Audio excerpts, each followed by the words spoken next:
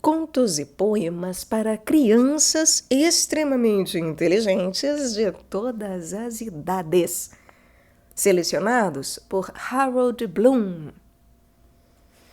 Este é o segundo volume, Verão. Tradução de José Antônio Arantes, editora Objetiva, canal Le Conde.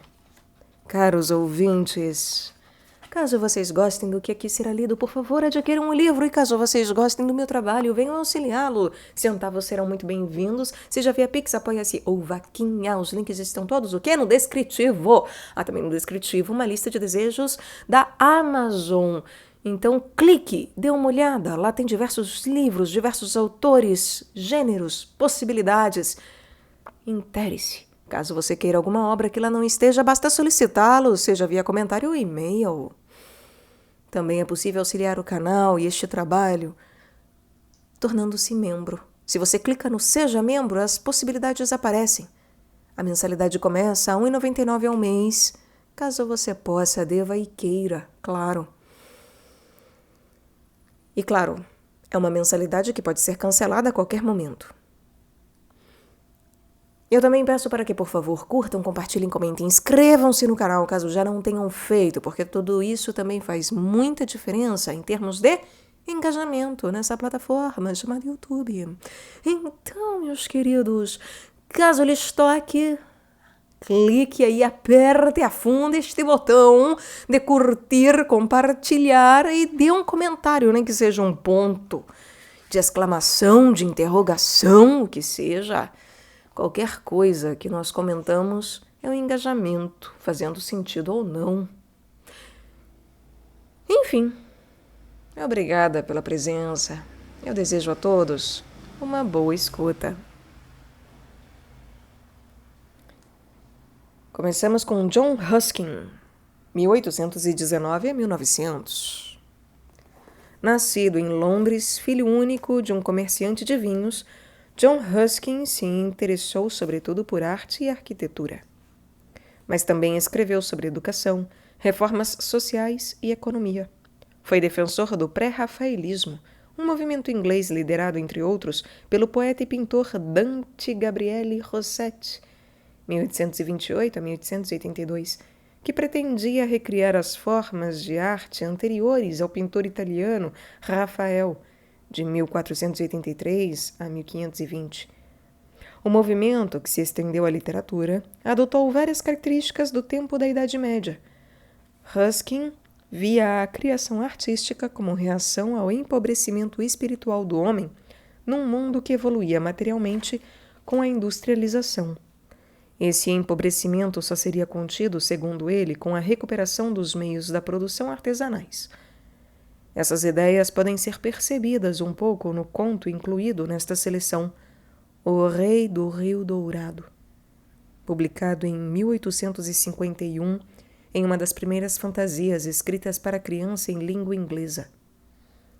Lewis Carroll, que pode ser ouvido aqui no canal, revolucionou o gênero literário da fantasia em 1865, com As Aventuras de Alice no País das Maravilhas.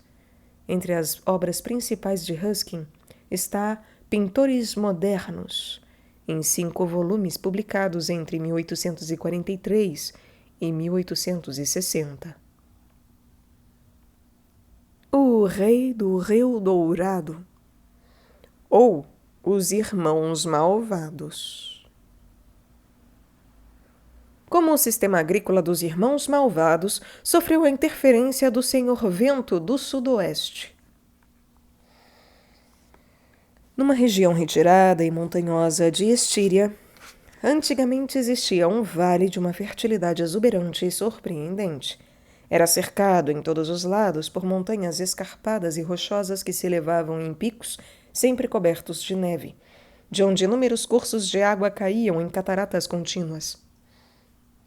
Um deles caía para o oeste sobre a rocha de um penhasco tão alto que, quando o sol se punha para tudo mais, e tudo mais embaixo sumia na escuridão, os feixes de luz ainda brilhavam completamente sobre essa queda d'água, parecendo uma chuva de ouro. Lá ficava, portanto, o Rio Dourado, como o chamavam os habitantes do lugar. Era estranho que nenhum desses cursos d'água caísse no próprio vale. Todos desciam pelo outro lado das montanhas e serpenteavam através das planícies vastas e cidades populosas. As nuvens, porém, eram levadas com tanta constância para as colinas cobertas de neve e assentavam tão serenamente na depressão circular que, na época da seca e do calor, ainda chovia no pequeno vale, enquanto tudo ao redor ficava queimado. E no vale, as safras eram tão abundantes, o feno tão alto, as maçãs tão vermelhas, as uvas tão azuis, o vinho tão generoso e o mel tão doce, que era um espanto para todos os que o observassem, e era comumente chamado de o Vale do Tesouro. Todo esse pequeno vale era propriedade de 3 irmãos, de nome Schwartz, Hans e Gluck. Schwartz e Hans, os mais velhos, eram homens feios, de sobrancelhas grossas, salientes e olhos mortiços pequenos que estavam sempre entrefechados, para que não pudéssemos ver dentro deles, mas que sempre desejavam poder ver muito fundo dentro de nós. Os irmãos viviam do cultivo da terra do Vale do Tesouro e eram bons fazendeiros. Matavam tudo o que não pagava para comer. Matavam os melros porque bicavam os frutos. Matavam os ouriços para que não sugassem as vacas. Envenenavam os grilos porque comiam os farelos da cozinha. E sufocavam as cigarras, que costumavam cantar o verão todo no limoeiro.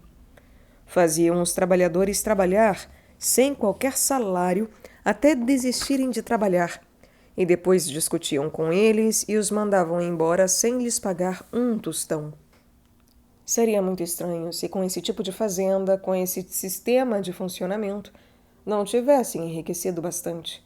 E, de fato, enriqueceram muito. Em geral, davam um jeito de guardar o trigo até que alcançasse um preço alto, e então o vendiam pelo dobro do valor. Amontoavam pilhas de ouro no chão por toda a casa, e, no entanto, ninguém nunca ouvira dizer que tivessem doado 1 centavo ou um pedaço de pão por caridade. Nunca iam à missa. Reclamavam porque pagavam imposto.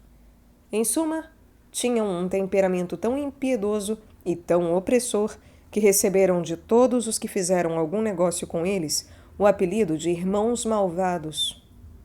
O irmão caçula, Gluck, era totalmente diferente dos 2 irmãos, na aparência e no caráter. Bem mais do que se poderia imaginar ou desejar. Ainda não tinha completado 12 anos. Era loiro, de olhos azuis e bondoso para com todas as criaturas vivas. Claro que não concordava muito com os irmãos, ou melhor, eles não concordavam com ele. Normalmente o indicavam para o honroso cargo de serviçal da cozinha, quando preparavam algum assado, o que não era frequente. Porque, para fazer justiça aos irmãos, dificilmente eram menos econômicos consigo mesmos do que o eram com outras pessoas. Em outras ocasiões, ele costumava limpar as botas, o chão e às vezes os pratos, de vez em quando ganhando o que sobrara neles, como forma de incentivo, e uma saudável quantidade de sopapos, como forma de educação.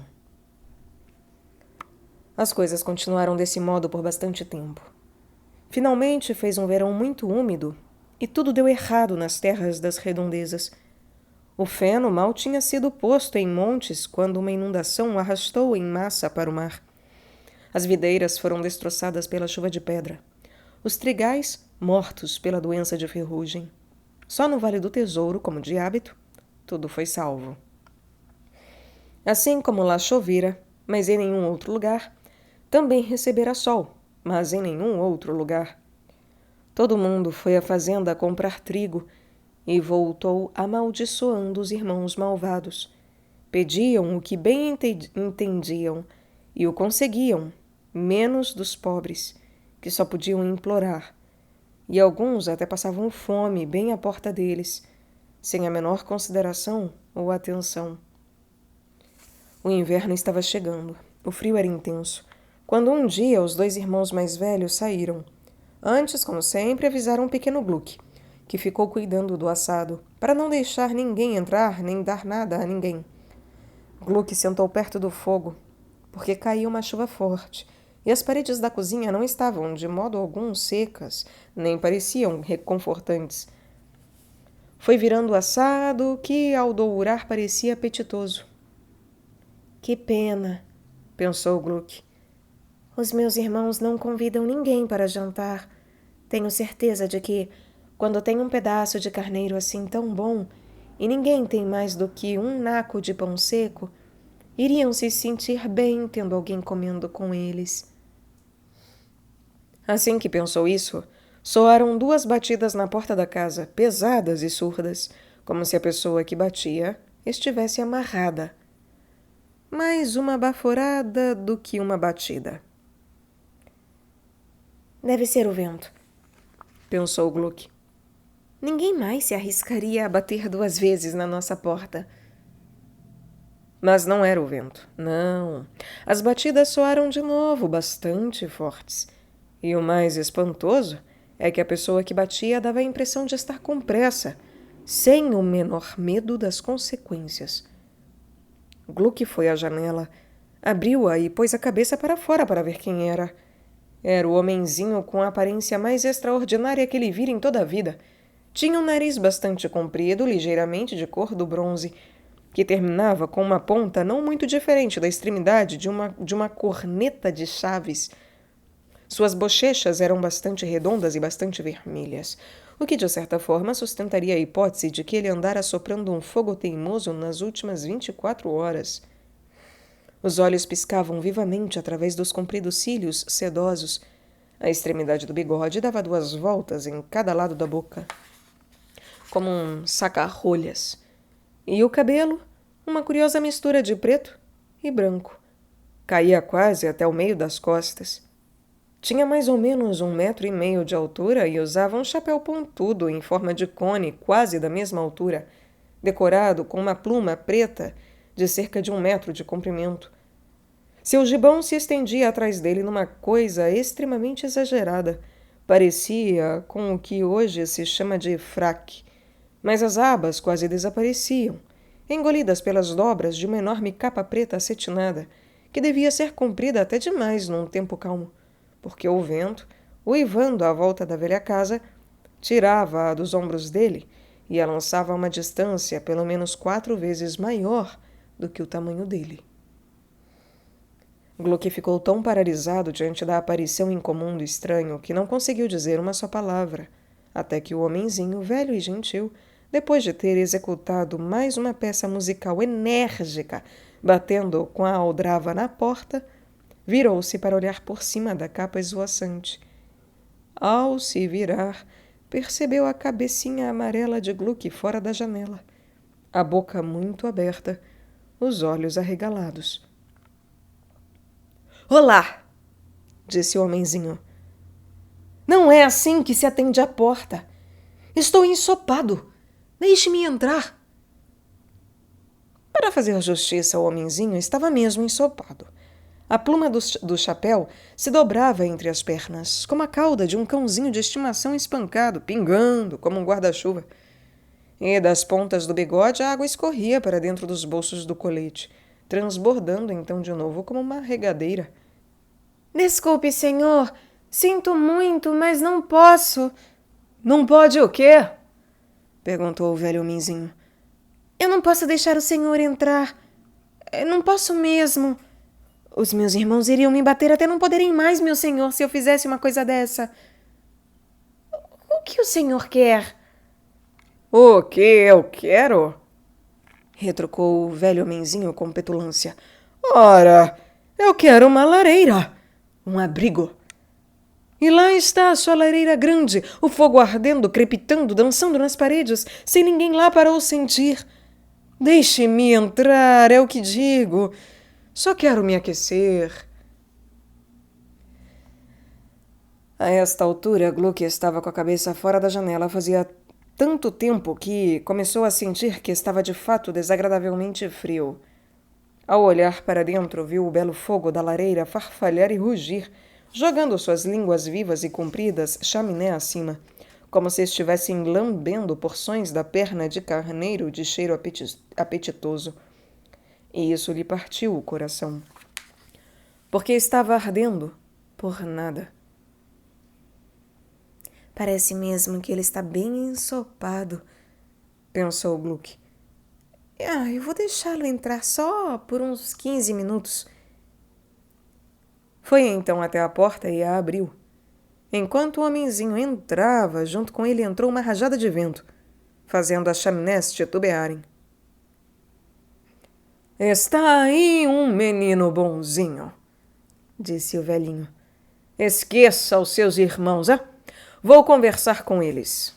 Por favor, senhor, não faça isso. Não posso deixar o senhor ficar até eles voltarem. Eles iriam me matar. Minha nossa, eu lamento ouvir isso, mas por quanto tempo eu posso ficar, hein? Só até o carneiro assar, senhor. E já está bem dourado. Então o velho homenzinho caminhou até a cozinha e sentou no descanso de pedra junto à grelha da lareira. O cone do chapéu introduzido na chaminé, porque o chapéu era comprido demais para o pé direito do aposento. Aí o senhor vai secar logo, disse Gluck, e tornou a sentar para virar o carneiro. Só que o velho homenzinho não secou, pois continuou a pingar, e como pingava no meio das brasas, o fogo chiou, espirrou e começou a ficar muito preto e inquieto. Nunca existiu uma capa igual. Cada dobra escorria como uma calha. Desculpe, senhor, disse Gluck por fim, depois de observar a água escorrer no chão por torrentes prateadas, rápidas e compridas, por uns 15 minutos. Posso guardar a sua capa? Não, obrigado. O seu chapéu, senhor? Eu estou bem assim, obrigado, retrucou o velho homenzinho com um certo mau humor. Mas, senhor, eu sinto muito, mas, sabe, senhor, o senhor está apagando fogo. Pois então vai demorar mais para assar o carneiro, retrucou a visita com rispidez. Gluck estava muitíssimo intrigado com o comportamento do hóspede. Havia uma estranha mistura de serenidade e humildade. Olhou para o espeto com um ar meditativo por mais uns 5 minutos. Este cordeiro parece muito gostoso. Não pode me dar um pedacinho? Impossível, senhor. Eu estou com muita fome. Não comi nada ontem. Hoje também não.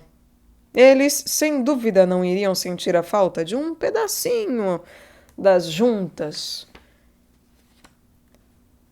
Falou num tom de voz tão melancólico que partiu o coração de Gluck. Prometeram que iriam me dar uma fatia hoje, senhor. Ele dou a minha fatia, mas nem um pedaço mais, hã? Você é um menino bonzinho. Então Gluck esquentou um prato e afiou uma faca. Eu não me importo se eu apanhar por causa disso, pensou. Assim que acabou de cortar uma fatia do carneiro, soou uma forte pancada na porta. O velho homenzinho saltou fora do descanso de pedra, como se de repente tivesse se aquecido de uma forma inconveniente. Gluck pôs a fatia de volta no carneiro, num esforço desesperado para encaixá-la com exatidão, e correu para abrir a porta. Por que nos deixou esperando aqui fora, debaixo de chuva? Reclamou Schwartz ao entrar, jogando o guarda-chuva contra o rosto de Gluck. Por que mesmo, seu menino vagabundo? Exclamou Hans, dando-lhe um pé de ouvido educativo, enquanto seguia o irmão até a cozinha. Valha-me Deus! Exclamou Schwartz ao abrir a porta. Amém! Respondeu o homenzinho, que tinha tirado o chapéu e estava de pé no meio da cozinha, curvando-se num comprimento com a maior velocidade possível. Quem é ele, perguntou Schwartz, agarrando um rolo de massa e virando-se para o Gluck com uma carranca. Eu não sei, meu irmão, eu não sei mesmo, respondeu Gluck em pânico. Como foi que ele entrou? Berrou Schwartz. O rolo de massa estava para bater na cabeça de Gluck, mas, nesse momento, o velho homenzinho pôs o chapéu cônico no espaço que ainda existia entre o rolo e a cabeça do menino. O rolo bateu no chapéu com uma violência que espalhou na cozinha inteira a água que havia nele. O mais estranho foi que, assim que tocou o chapéu, o rolo voou da mão de Schwartz, girou como uma palha levada pelo vento e caiu num canto no fundo da cozinha. Quem é esse senhor? Inquiriu Schwartz, virando-se contra ele. Qual é o seu interesse, rosnou Hans. Sou um pobre velhinho, respondeu o homenzinho com muita modéstia. Vi a sua lareira pela janela e pedi abrigo por uns 15 minutos. Pois então tenha a bondade de sair. Temos bastante água na cozinha e não sofremos de falta d'água, disse Schwartz. Faz um dia muito frio para expulsar um velho, meu senhor. Veja o meu cabelo grisalho. Escorria pelas costas, como contei antes. Pois é, tem bastante cabelo para aquecer o senhor. Vai andando, Estou com muita fome, senhor. Não poderia me dar um naco de pão antes de eu ir embora, Pão? Ora essa! Acha que não temos o que fazer com o nosso pão para ir dando assim para um sujeito de nariz vermelho como o senhor? E por que não vende a sua pluma? Perguntou Hans com zombaria. Andando! Só um naco, insistiu o velho homenzinho. Saia! Disse Schwartz. Por favor, cavalheiros. Um naco, uma ova! Gritou Hans, agarrando-o pelo colarinho. Mas mal tocou no colarinho do velho homenzinho e teve o mesmo destino do rolo de massa, e foi girando até cair no canto em cima do rolo. Schwartz, ficando furioso, avançou para botar o velho homenzinho fora de casa. Mas mal o tocou, também teve o destino de Hans e do rolo de massa, batendo a cabeça contra a parede ao tombar no canto. E lá ficaram os três. Então o velho homenzinho girou o próprio corpo com velocidade na direção oposta. Continuou a girar e a girar, até a capa comprida se enrolar caprichadamente nele. Pôs o chapéu na cabeça, bastante inclinado, porque não ficaria reto sem bater no teto. Torceu um pouco mais o bigode, em forma de saca-rolhas, e retrucou com uma perfeita serenidade: Senhores, eu lhes desejo uma boa manhã. À meia-noite de hoje vou bater a porta novamente. Depois desta recusa à hospitalidade que acabo de experimentar, não fiquem surpresos se essa for a última visita que vou lhes fazer. Se eu pegar de novo, murmurou Schwartz, saindo meio apavorado do canto. Mas antes que terminasse a frase, o velho homenzinho já tinha fechado a porta da casa atrás dele com uma batida estrondosa. No mesmo instante, passou pela janela uma espiral de nuvens desfiadas que rodopiaram e rolaram pelo vale abaixo, assumindo várias formas, girando e girando no ar, desmanchando-se, enfim, num jorro de chuva. "Mas que papelão, Sr. Gluck!" exclamou Schwartz. "Sirva o carneiro. Se me preparar mais uma situação que nem essa..." "Mas o que é isso? Por que o carneiro foi cortado?" "Ah, meu irmão, você me prometeu uma fatia. Sabe bem disso." "Ah, e o cortou enquanto ainda estava quente. Ia ficar com todo o suco? Não vou prometer isso de novo tão cedo. Saia da cozinha e faça a gentileza de esperar na carvoeira até eu o chamar." Gluck saiu da cozinha bastante entristecido. Os irmãos comeram o tanto de carneiro que conseguiram, trancaram o resto no armário e, depois do jantar, começaram a beber até se embriagarem. E que noite foi esta! Vento que uivava, chuva que desabava, sem interrupção. Os irmãos ainda tiveram um pouco de bom senso para fechar todas as janelas e pôr as 2 trancas na porta antes de irem se deitar. Em geral, dormiam no mesmo quarto. Quando o relógio assinalou a 00:30, os 2 acordaram, com um estrondo. A porta se escancarou com uma violência tal que estremeceu a casa do alto a baixo. "O que foi isso?" gritou Schwartz, sobressaltando-se na cama. "Sou eu", respondeu o homenzinho. Os 2 irmãos se soergueram nos travesseiros e olharam demoradamente dentro da escuridão. O quarto estava cheio de água. Através de um vago raio de luar, que entrou por um buraco na folha da janela, enxergaram no meio do quarto uma enorme bola de espuma, girando e saltando para cima e para baixo como uma rolha, na qual, como se fosse uma almofada muitíssimo suntuosa, deitava-se o velho homenzinho, de chapéu e tudo. Havia bastante espaço para a bola, agora que o telhado fora arrancado. "Desculpem-me por incomodá-los", disse a visita com ironia. "Acho que a cama de vocês está um bocado molhada. Talvez seja melhor irem para o quarto do seu irmão." Não toquei no telhado do quarto dele. Dispensando um segundo conselho, os 2 correram para o quarto de Gluck, totalmente molhados e numa agonia de terror. "Ah, deixei o meu cartão na mesa da cozinha", disse o velho homenzinho enquanto eles saíam. "Não se esqueçam, esta é a última visita." "Peço a Deus que sim!" exclamou Schwartz, tremendo. E a bola de espuma sumiu. Finalmente o dia raiou e os 2 irmãos olharam de manhã pela janelinha do quarto de Gluck.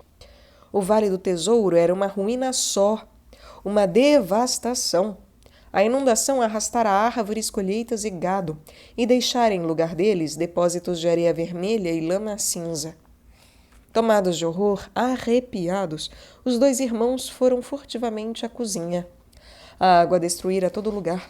Trigo, dinheiro, quase tudo o que era móvel fora levado embora. Sobrara apenas um cartãozinho branco em cima da mesa da cozinha. Nele, em letras grandes, leves e compridas, estavam gravadas as palavras: "Senhor Vento do Sudoeste." As medidas dos 3 irmãos depois da visita do Senhor Vento do Sudoeste e o encontro do menino Gluck com o rei do Rio Dourado. O Senhor Vento do Sudoeste era de palavra. Depois da importante visita já relatada, nunca mais pisou no Vale do Tesouro. Pior ainda, tinha tanta influência sobre seus conhecidos, os ventos do oeste em geral, e a usava de forma tão eficaz, que todos eles adotaram um comportamento semelhante, de modo que não choveu no vale durante um ano inteiro. Embora nas planícies tudo continuasse verde e viçoso, a propriedade dos 3 irmãos era um deserto. E o que antes fora o solo mais rico do reino virou um monte de areia vermelha. E os irmãos, não mais capazes de lutar contra os céus desfavoráveis, no desespero, abandonaram o patrimônio sem valor, em busca de algum meio de sobrevivência nas cidades e entre os habitantes das planícies. Ficaram sem um tostão, e só lhes restaram algumas peças de baixela, de ouro antigas e raras, e alguns vestígios de uma riqueza mal adquirida. E se a gente virasse ourives, hein? Perguntou Schwartz para Hans ao entrarem na cidade grande. É um bom negócio desonesto. Podemos misturar uma boa quantidade de cobre com ouro que ninguém vai descobrir. Concordaram que era uma excelente ideia. Alugaram uma fornalha e viraram ourives. Mas duas circunstâncias de pouca importância interferiram no negócio. Em primeiro lugar, as pessoas não aceitavam ouro misturado com cobre. Em segundo, os dois irmãos mais velhos, quando vendiam alguma coisa, costumavam deixar o pequeno Gluck tomando conta da fornalha e iam torrar o dinheiro em bebidas na cervejaria ao lado. Então fundiram todo o ouro que tinham, sem ganhar dinheiro suficiente para comprar mais. No fim, sobrou-lhes uma enorme caneca, que um tio dera a Gluck de presente. Um menino muito apegado à caneca não se desfaria dela por nada no mundo, embora nela bebesse apenas leite e água. Era uma caneca bastante antiga e muito esquisita. A asa era formada por duas mechas de cabelo dourado flutuante, tão perfeitamente fundidas que pareciam ser mais seda do que metal. E as duas mechas desciam e se misturavam com uma barba e um bigode, trabalhados com o mesmo requinte, que rodeavam e decoravam um rosto muito pequeno e feroz, do ouro mais vermelho que se pode imaginar, bem na frente da caneca, com dois olhos que pareciam querer tomar o espaço de toda a circunferência. Era impossível alguém beber na caneca sem ser submetido a um intenso olhar de esguelha desses olhos. Schwartz, sem dúvida, afirmou, depois de esvaziar nela 17 vezes vinho do Reno, ele, sem dúvida, afirmou que os vira piscar. Quando chegou a vez de a caneca ser transformada em colheres, o pobre coração do pequeno Gluck quase se partiu. Os irmãos, porém, riram-se dele, jogaram a caneca dentro da caldeira e foram para a cervejaria trançando as pernas, tendo antes, como sempre, encarregado o caçula de despejar o ouro em barras quando estivesse no ponto. Assim que saíram, com um olhar, Gluck se despediu da velha amiga dentro da caldeira. As mechas de cabelo flutuante sumiram. Nada sobrou, a não ser um nariz vermelho, os olhos cintilantes, que pareciam mais malignos do que nunca. É natural, pensou Gluck, depois de ser tratada desse jeito. Desconsolado, foi até a janela, sentou-se para respirar o ar fresco da noite e escapulir um bafo quente da fornalha. Acontece que essa janela dominava a vista da cadeia de montanhas que, como contei antes, sobrepairavam o Vale do Tesouro, e, em especial, do pico onde nascia o Rio Dourado. Já estava para anoitecer e, ao sentar à janela, Gluck viu as rochas do cume da montanha, todas com a cor carmesim e roxa do pôr do sol. Havia línguas brilhantes de nuvens irascíveis flamejando e tremulando em volta delas. E o rio, mais brilhante do que tudo mais, descia numa coluna ondulada de ouro puro, de precipício a precipício, atravessado pelo arco duplo de um amplo arco-íris purpúreo, ora reluzindo, ora se apagando, nos borrifos rendados. «Ah!» exclamou Gluck em voz alta depois de olhá-lo por algum tempo. Se aquele rio fosse mesmo de ouro, que coisa boa seria! Não seria não, Gluck, disse uma voz metálica e clara junto a seu ouvido. Minha nossa, mas o que é isso? Exclamou Gluck num sobressalto. Não havia ninguém ali. Olhou ao redor do cômodo, embaixo da mesa e várias vezes atrás de si, mas com certeza não havia ninguém. E ele tornou a se sentar à janela. Dessa vez não falou em voz alta, mas não pôde deixar de pensar que seria bastante conveniente se o rio fosse realmente de ouro. De jeito nenhum, menino! Disse a mesma voz, mais alta do que antes. Minha nossa! Mas o que é isso? Olhou mais uma vez em todos os cantos e dentro dos armários, depois se pôs a dar voltas, o mais rápido possível no meio do cômodo, achando que havia alguém atrás dele. Quando então a mesma voz falou no ouvido dele. Cantava agora alegremente lá lá lira lá. Sem palavras, apenas uma melodia suave e efervescente, parecida com o chiado de uma chaleira que fervia. Gluck olhou lá fora pela janela. Não, estava sem dúvida dentro da casa. Em cima e embaixo, não. Estava sem dúvida dentro daquele cômodo mesmo, vindo cada vez mais veloz em notas cada vez mais claras a cada instante. Lá, lá, lira, lá. De repente ocorreu a Gluck que soava mais alto perto da fornalha. Ele foi até a boca da fornalha e espiou dentro. Sim, sim. Perfeitamente. Parecia sair não só da fornalha, mas também do pote. Destampou-o e recuou, tomado de um grande medo, porque sem dúvida o pote estava cantando.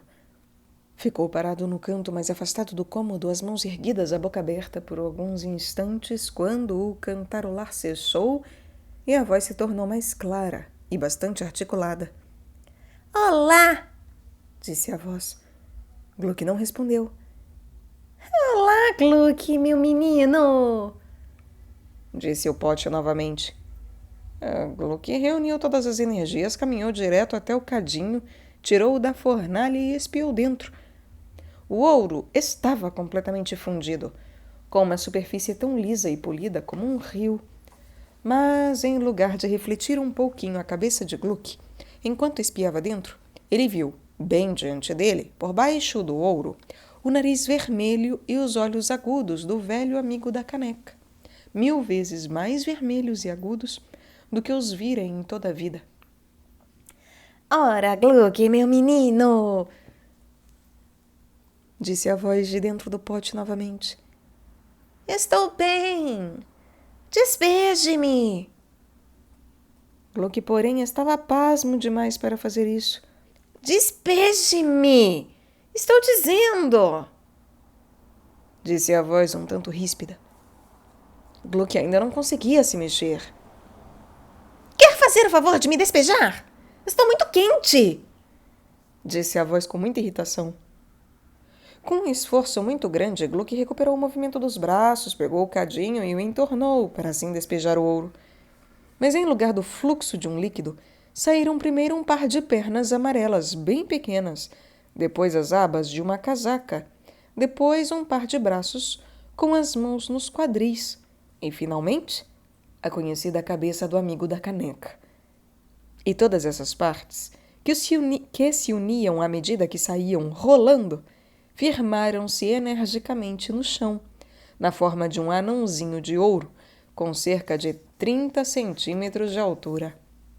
Muito bem! Exclamou o anão, esticando primeiro as pernas, depois os braços, depois balançando a cabeça para cima e para baixo, girando-a o quanto podia por uns 5 minutos, sem parar, com o claro objetivo de se certificar de que estava perfeitamente inteiro, enquanto Gluck o observava, mudo, espantado. O anão vestia um gibão de ouro fiado com incisões decorativas, com uma textura tão refinada que as cores prismáticas cintilavam sobre ele, como numa superfície de madrepérola. E sobre esse gibão reluzente, o cabelo e a barba caíam a meio caminho do chão, em cachos ondulantes, tão extraordinariamente delicados que Gluck mal conseguia ver onde terminavam. Pareciam se desfazer no ar. Os traços do rosto, porém, não tinham de modo algum o mesmo acabamento delicado, não. Eram um tanto grosseiros. A pele tendia a uma cor de cobre. A expressão sugeria um temperamento pertinaz e intratável do pequeno proprietário. Quando o anão terminou de se examinar, deitou os olhinhos agudos sobre Gluck e o olhou atentamente por alguns instantes. Não seria, Gluck, Meu menino, disse o homenzinho. Era de certo uma forma um tanto abrupta e sem nexo de começar uma conversa. Teoricamente, referia-se aos pensamentos de Gluck, que haviam motivado as primeiras observações do anão quando ainda estava no pote.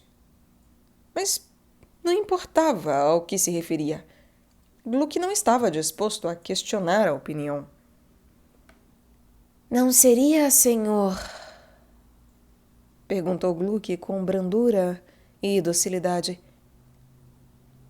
Não, respondeu o anão conclusivamente. Não seria. Dito isso, o anão puxou com decisão o chapéu sobre as sobrancelhas e deu 2 voltas, de 1 metro de comprimento, de um lado a outro do cômodo, levantando as pernas bem no alto e as baixando com firmeza.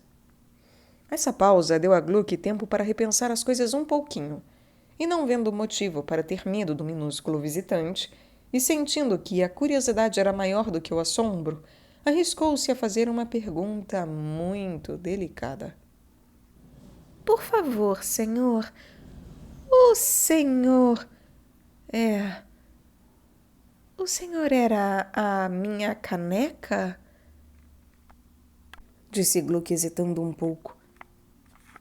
Diante da pergunta, o homenzinho fez uma virada brusca, caminhou na direção de Gluck e esticou o corpo ao máximo. Eu, disse o homenzinho, eu sou o rei do Rio Dourado. Em seguida, tornou a se virar e a fazer mais 2 voltas, de mais ou menos 1 metro, a fim de dar tempo para que se dissipasse a preocupação causada no ouvinte por esse anúncio. Então se virou de novo para Gluck e parou, como se esperasse algum comentário sobre o seu comunicado. Gluck resolveu dizer alguma coisa de qualquer jeito.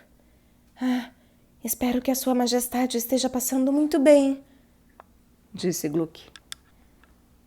Escute, exclamou o homenzinho, não se dignando a comentar essa observação. Eu sou o rei do que vocês mortais chamam de Rio Dourado. Você me viu com uma forma que resultou do despeito de um rei mais forte e de cujo feitiço você acabou de me libertar. O que vi de você e o que vi do seu comportamento em relação aos seus irmãos malignos faz com que me disponha a servi-lo. Por isso, preste atenção ao que vou dizer. Quem quer que suba ao cume da montanha, de onde você vê nascer o Rio Dourado, e jogue em sua nascente 3 gotas de água benta, para ele e somente para ele, o rio irá se transformar em ouro. Mas quem quer que fracasse na primeira tentativa, não será bem-sucedido na segunda. E quem quer que jogue água profana no rio, será dominado por ele e irá se transformar em pedra negra. Assim que o disse, o rei do Rio Dourado se afastou e, decidido, entrou na mais quente chama da fornalha. Seu corpo se tornou vermelho, branco, transparente, deslumbrante rosa, uma labareda de luz intensa, e, tremulando, desapareceu. O rei do Rio Dourado se evaporou.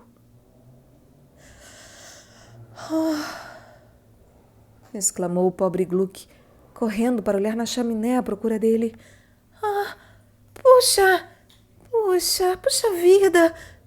A minha caneca! A minha caneca! A minha caneca! Como o Sr. Hans partiu numa expedição ao Rio Dourado e como ele prosperou depois. O rei do Rio Dourado mal tinha ido embora de maneira extraordinária, relatada no capítulo anterior, quando Hans e Schwartz entraram berrando na casa, totalmente bêbados. A descoberta da perda absoluta da última peça de metal teve o efeito de deixá-los sóbrios o tempo suficiente para caírem em cima de Gluck, surrando-o por uns bons 15 minutos. Ao fim desse período, desabaram num par de cadeiras e lhe exigiram uma explicação. Gluck lhes contou a história, da qual, claro, não acreditaram em uma só palavra. Surraram-no de novo até os braços cansarem, e depois, cambaleando, foram se deitar. De manhã, porém, a insistência com que se prendeu à história fez Gluck ganhar um certo grau de confiança. Como consequência imediata disso, os dois irmãos, depois de discutirem por muito tempo sobre a complicada questão de qual deles deveria tentar a sorte primeiro, desembainharam as espadas e começaram a lutar. O barulho da rixa assustou os vizinhos, que, ao concluírem que não conseguiriam apaziguar os lutadores, chamaram o guarda. Hans, ao saber disso, conseguiu fugir e se escondeu, mas Schwartz foi levado ao juiz, multado por perturbação da ordem pública, e uma vez que gastara o último tostão com bebida na noite anterior, preso até ter condições de pagar. Ao saber do destino do irmão, Hans ficou muito satisfeito e resolveu partir imediatamente para o Rio Dourado. O problema era como conseguir a água benta. Procurou o padre, mas o padre não concordou em dar água benta a uma pessoa tão incorrigível. Então Hans foi à missa da tarde pela primeira vez na vida e, ao fingir-se benzer, fazendo o sinal da cruz, roubou uma xícara de água e voltou para casa vitorioso. Na manhã seguinte, acordou antes do nascer do sol, pôs água benta num cantil resistente, 2 garrafinhas de vinho e um pedaço de carne dentro de uma cesta, pendurou-a nas costas, pegou o cajado alpino e partiu rumo às montanhas. Para sair da cidade tinha que passar pela cadeia, e ao olhar pelas janelas viu ninguém menos do que o próprio Schwartz, espiando através das barras, com um ar de desconsolado. Bom dia, meu irmão. Tem alguma mensagem para o rei do Rio Dourado? Hã? Disse Hans. Schwartz rangeu os dentes de raiva. Sacudiu as barras da janela com toda a força. Hans, porém, riu-se dele e, aconselhando-o a ficar tranquilo até sua volta, firmou a cesta nas costas, agitou o cantil com água benta na frente do rosto de Schwartz até ele espumar de raiva de novo e se foi com o maior bom humor do mundo. Era de fato uma manhã que deixaria qualquer pessoa feliz, mesmo sem ir à procura do Rio Dourado. Faixas de névoa orvalhada pairavam sobre o chão ao longo do vale, a partir do qual se erguiam as montanhas volumosas. Os rochedos inferiores imersos na pálida sombra cinza, que mal se distinguiam do vapor flutuante, mas que se elevavam pouco a pouco até receberem a luz solar, que se estendia em toques nítidos de cor avermelhada nos penhascos ongulosos e com raios alongados, perfurava as orlas de pinheiros em forma de lança. Bem acima, no alto, projetavam-se massas frutadas e rubras de rocha encastelada, cortada e trincada, numa infinidade de formas fantásticas, aqui e ali com um trecho de neve ensolarado que seguiam as fendas profundas como uma linha de luz bifurcada. E bem mais além, e bem acima de tudo isso, mais tênues do que a nuvem da manhã, porém mais puros e imutáveis, repousavam no céu azul os picos máximos da neve eterna. O Rio Dourado, que emanava de uma das elevações mais baixas e com menos neve, estava agora quase nas sombras, menos os jorros de espuma no ponto mais alto, que se erguiam como fumaça vagarosa acima da linha ondulada da catarata e se desmanchavam em espirais tênues no vento da manhã. Nesse objetivo e somente nele, os olhos e os pensamentos de Hans estavam fixados. Esquecendo-se da distância que teria que percorrer, partiu num imprudente passo que o esgotou bastante antes de escalar a primeira cadeia de colinas baixas e verdejantes. Além disso, quando a transpôs, surpreendeu-se ao descobrir que uma geleira enorme, cuja existência desconhecia, apesar de ter um conhecimento anterior das montanhas, erguia-se entre ele e a nascente do Rio Dourado. Subiu-a com a audácia de um alpinista experiente, e, no entanto, nunca tinha atravessado uma geleira tão estranha e tão perigosa em toda a vida. O gelo era excessivamente escorregadio e do fundo de suas fendas subiam sons furiosos de jorros de água. Não sons baixos e monótonos, não, mas variáveis e altos, erguendo-se de vez em quando em trechos turbulentos de melodia impetuosa, depois se interrompendo em breves tons melancólicos ou sons estridentes repentinos, semelhantes a vozes humanas em dor ou agonia. O gelo se dividia em milhares de formas confusas, mas nenhuma, pensou Hans, parecia com as formas comuns de gelo partido. Era como se os contornos do gelo tivessem uma curiosa expressão, uma eterna semelhança com a fisionomia humana, deformada e desdenhosa. Infinitas sombras enganosas e luzes vívidas oscilavam e flutuavam à volta e através dos elevados picos azuis e pálidos, ofuscando e confundindo a vista do viajante, enquanto os ouvidos dele se ensurdeciam e a cabeça girava com o jorro e o urro constantes das águas ocultas. Essas condições penosas se fizeram sentir cada vez mais à medida que ele avançava. O gelo se partia e cedia em novas fendas aos pés dele.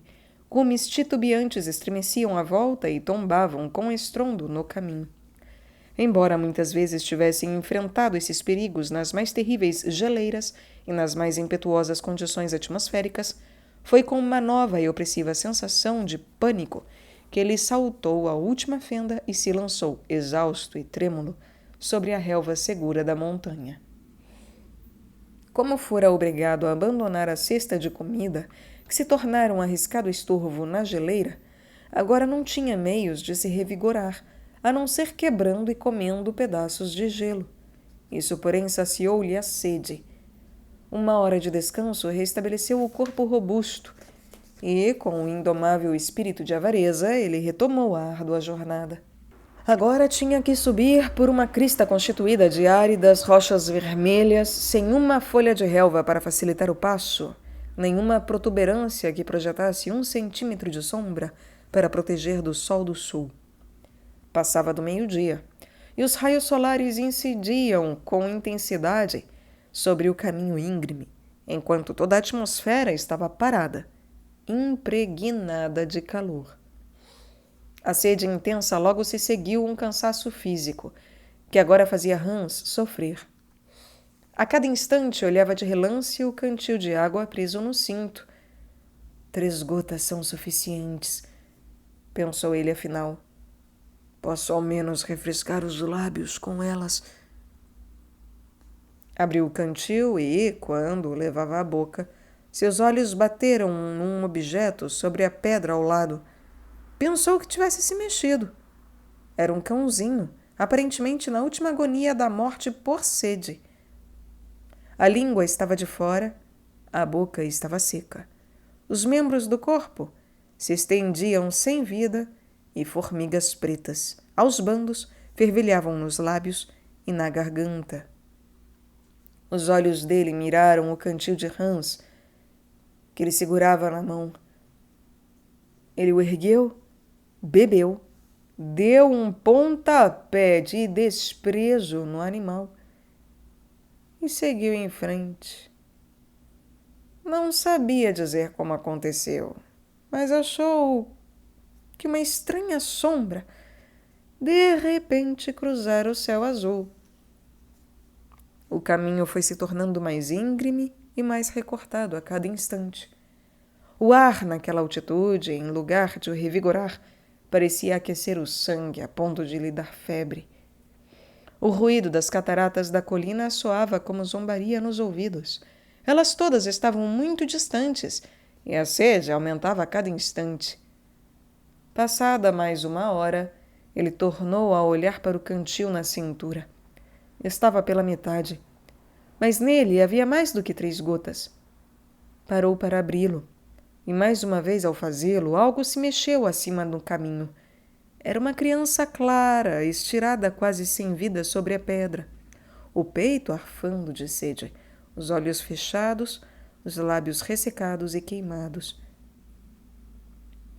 Hans olhou para ela intencionalmente, bebeu e seguiu em frente.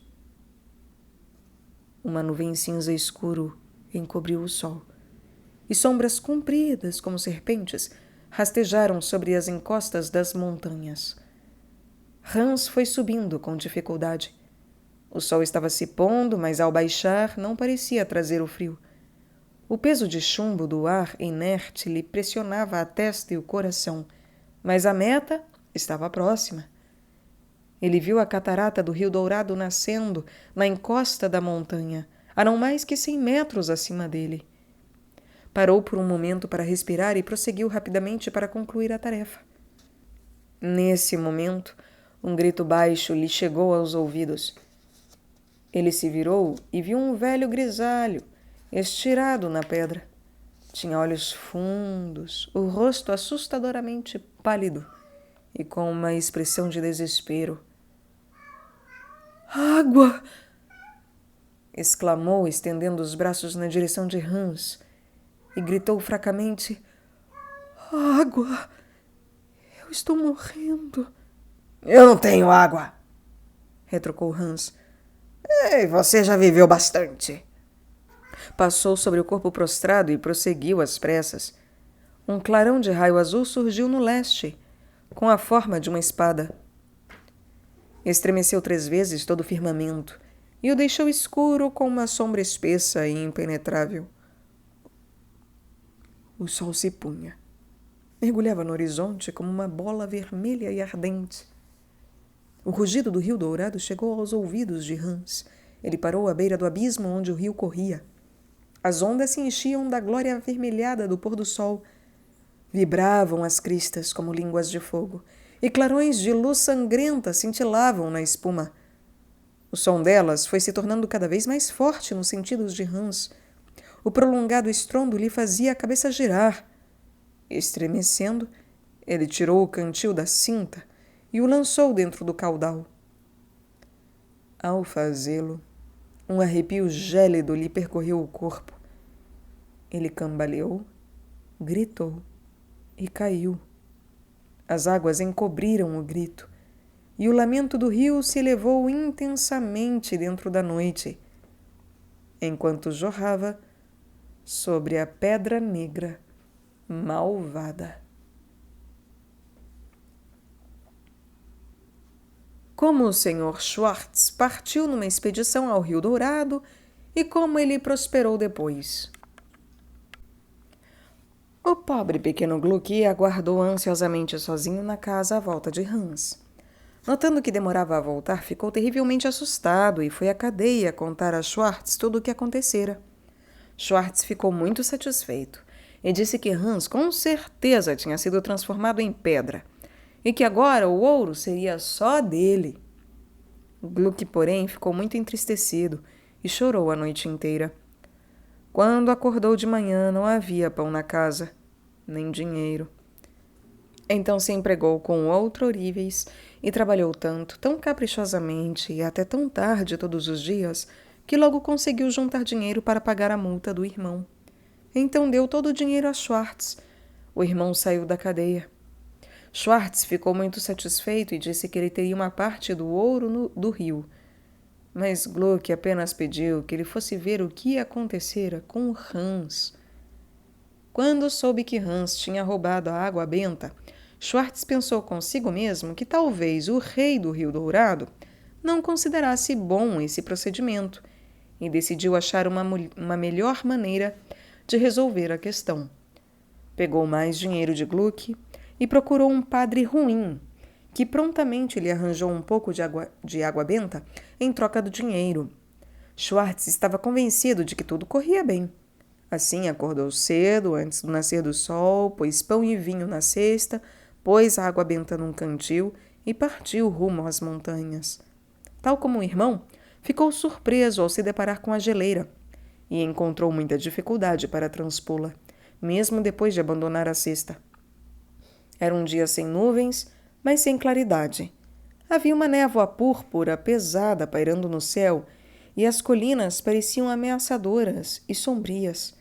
Quando subiu pelo caminho rochoso e íngreme, a sede tomou conta de Schwartz, tal como acontecera com o irmão, até que ele levou o cantil aos lábios para beber.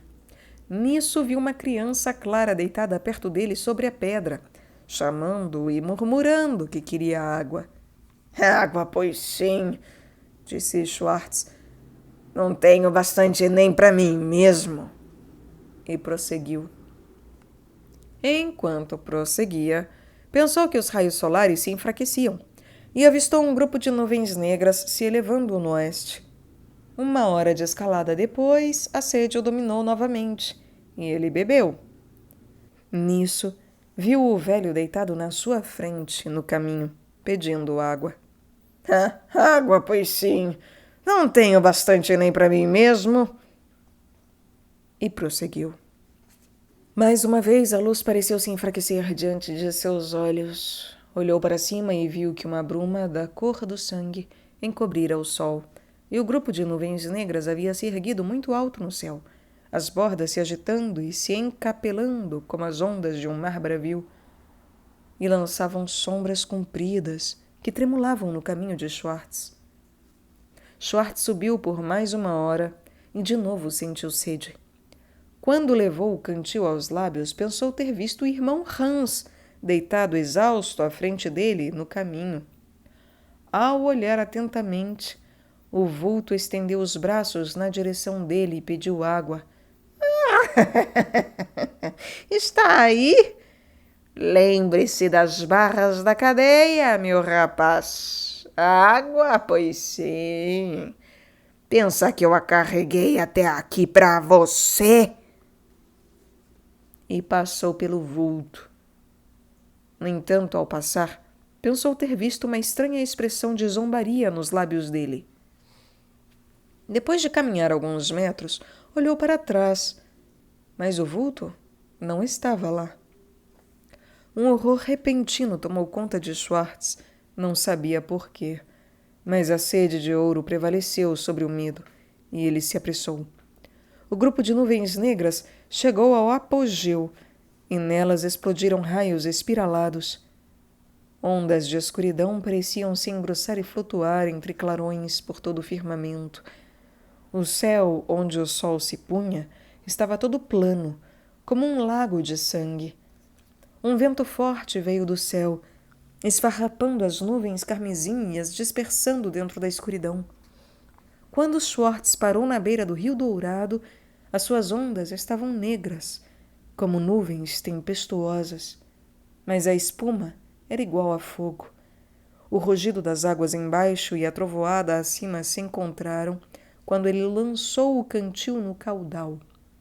Assim que o lançou, os raios brilharam nos olhos, o solo cedeu sob os pés e as águas encobriram os gritos. E o lamento do rio ecoou desvairadamente dentro da noite, enquanto jorrava sobre as 2 pedras negras malvadas. Como o pequeno Gluck partiu numa expedição ao Rio Dourado e como ele prosperou depois, com outros assuntos de interesse.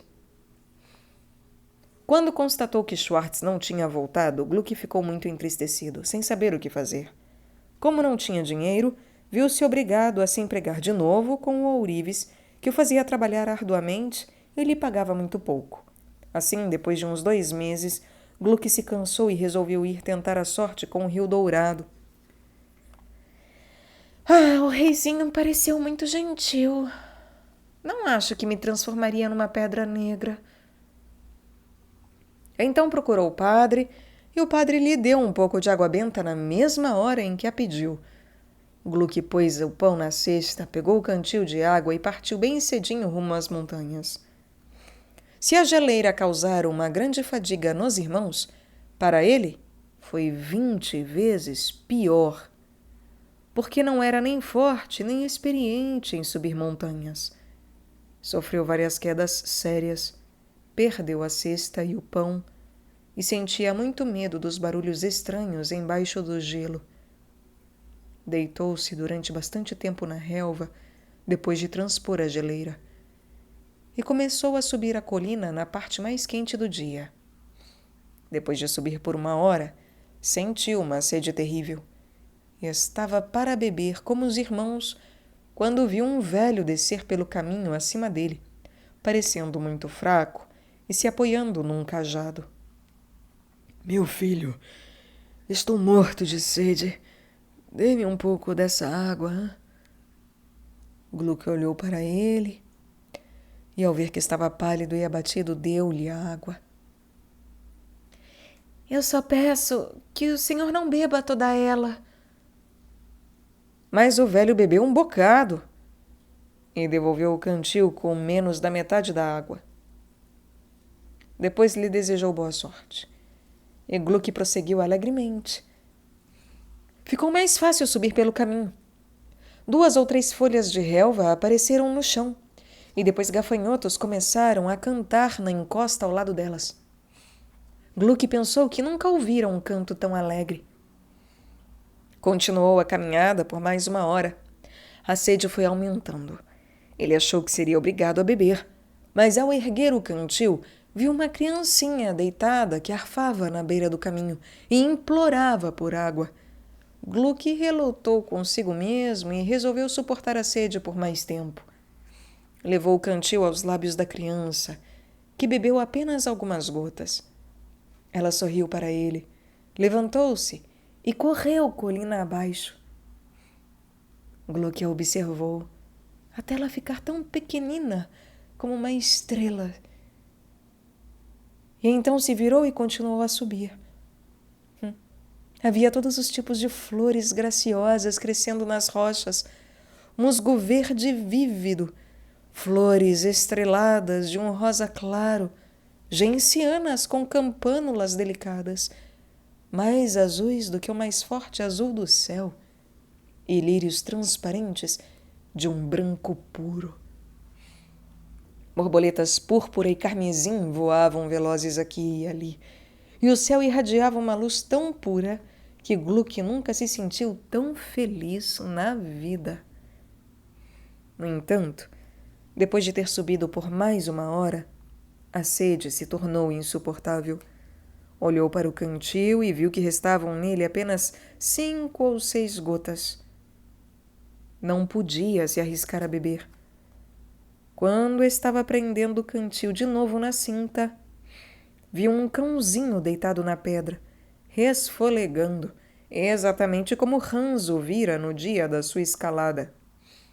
Gluck parou e olhou para ele. Depois olhou para o Rio Dourado, a uns 500 metros acima. Lembrou-se das palavras do anão. Ninguém será bem-sucedido, a não ser na primeira tentativa. Procurou ignorar e passar pelo cãozinho, mas como gania penosamente, Gluck tornou a parar. Pobre animalzinho, estará morto quando eu voltar, se não ajudá-lo agora. Então olhou de perto, depois mais de perto, e os olhinhos do cão se fixaram nele tão tristemente que não pôde suportar. Ah, diabos levem o rei e o ouro dele também! Exclamou Gluck. Abriu o cantil e entornou toda a água na boca do cão. O cão se ergueu e se apoiou nas pernas traseiras. Sua cauda desapareceu. Suas orelhas foram ficando mais compridas, sedosas, douradas. Seu nariz se tornou avermelhado. Seus olhos piscavam sem parar. E em 3 segundos não havia mais cão. Diante de Gluck estava o velho amigo, o rei do Rio Dourado. Obrigado! Disse o monarca. Mas não tenha medo. Está tudo bem. Porque Gluck manifestara sinais de temor diante desta resposta inesperada à sua última observação. Por que não veio antes? Continuou o anão. Em vez de me mandar aqueles seus irmãos tratantes, para eu ter o trabalho de transformá-los em pedras, E que pedras duras eles são! Ah, meu Deus! Foi mesmo tão cruel assim? Cruel?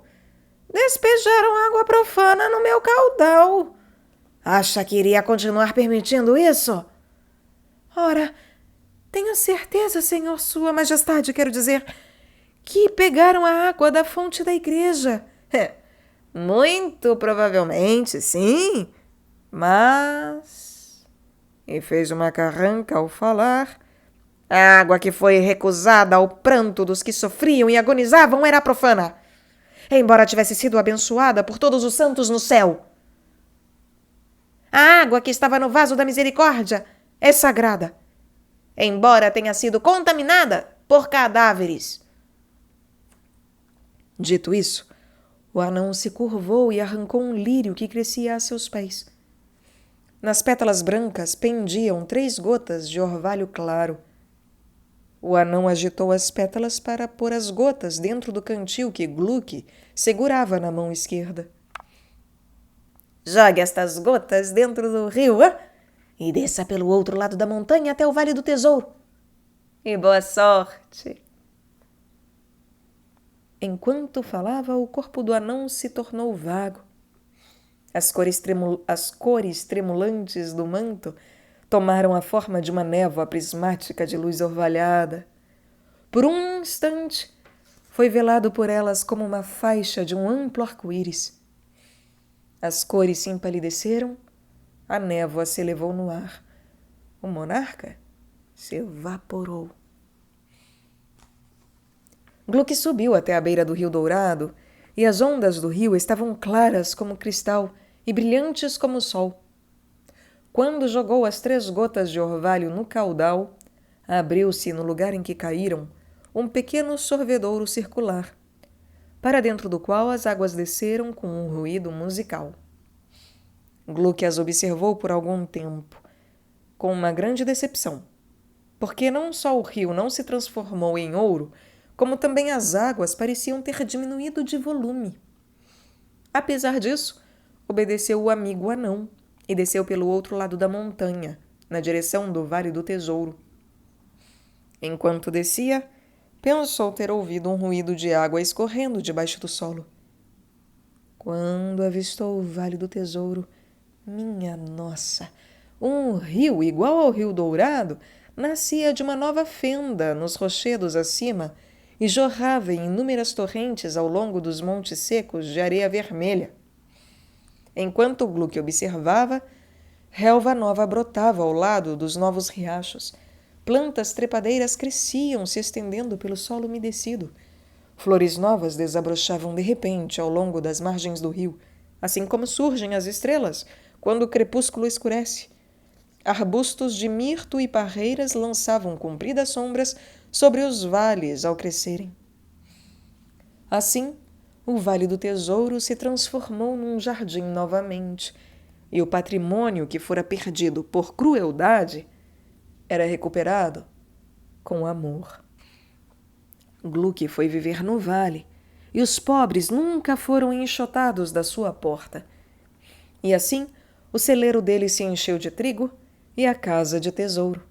Para ele, o rio se tornara, de acordo com a promessa do anão, um rio de ouro.